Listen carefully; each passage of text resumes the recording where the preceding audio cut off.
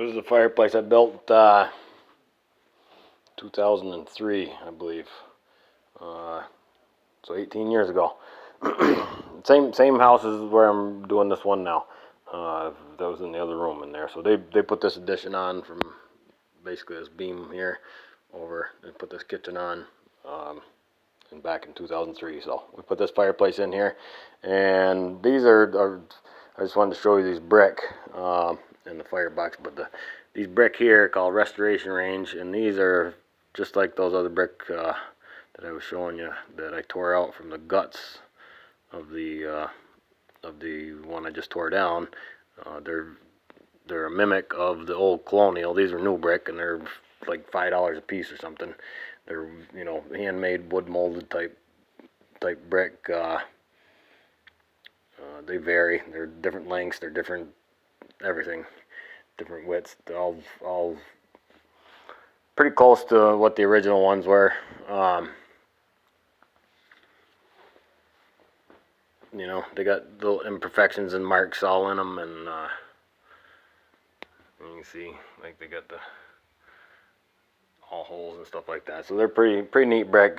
But this firebox gets used. This is red fire brick in here. You get a little separation crack here, right down through the side, and that's just because this heats up and the brick here doesn't really.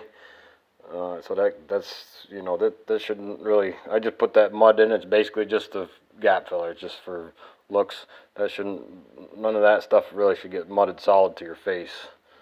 So anyways, these brick hold up. Let me put a light on here. Like I said, this thing they got a. I don't know if that looks like a little crack on that brick and a crack on this brick. Probably can't see. But the mortar itself is a little punky right in there, and that right there, this back, so that's 8 inches up maybe on the back. That is the hottest part of the whole fire. You can see that, you know, as you go up, the creosote starts. So I mean, they burn this thing hot, and it gets used every day, pretty much in the winter for 18 years, and that's what's happened. You know. You get a little erosion of the mortar there, and that's mortar. I put fire clay in with my mortar, you know, so you get a little erosion of that and a cracked fire brick there. And like I said, there's, you know, another foot of solid masonry behind this.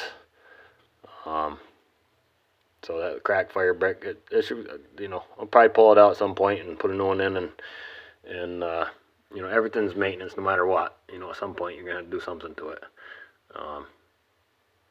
But that's held up pretty darn good though for 18 years of heavy use, you know, literally every day in the winter. The one thing I put in here was an Allied narrow damper. I don't know if you probably can't see them too good up in there, but I don't really like it. It's not the smoothest running thing in the world. It kind of gets jammed up there. It has to be just right to get it to go. I use the Vestals. I use the Vestals a lot, and I don't remember why I used the.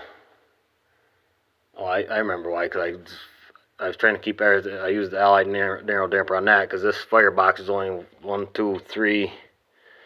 So that's only about 16 inches deep, because they wanted a pretty shallow firebox on there. That's why I use the Allied narrow damper. But I usually use the Vestals. That normally my fireboxes and everything are be 4 courses, so about 19.5 inches, give or take. And the Vestals seem to work a little better. A lot of times I put a rotary control in on the front. It just makes them that much. And the only other problem they've had is they've dropped something on the brick on the corner here, and it popped it off and glued it back on. Kept the mud stayed on it and everything, and I was able to glue it right back on. So, but other than that, it's pretty nice. You know, pretty nice fireplace there with the wood surround. Came out really good. So I just wanted to show you that.